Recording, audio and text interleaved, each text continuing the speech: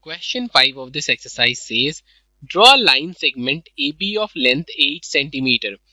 Taking A as center, draw a circle of radius 4 cm and taking B as center, draw another circle of radius 3 cm. Construct tangents to each circle from the center of the other circle. So let's start with the steps of construction. Draw AB equal 8 cm.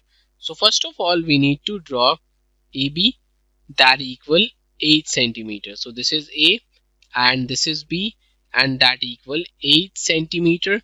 And with A and B as centers, 4 cm and 3 cm as radius respectively, draw two circles.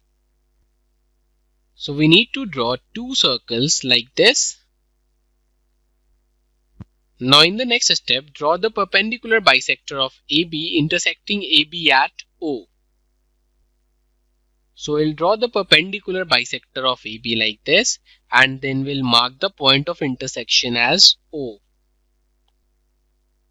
Now in the next step, with O as center and OA as radius, draw a circle which intersects the two circles at P, Q, R and S.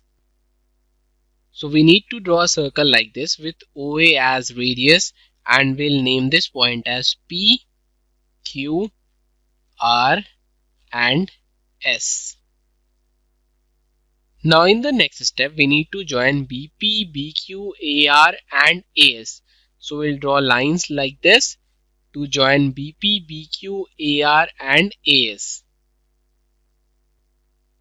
So we have got BP and BQ are the tangents from B to the circle with center A.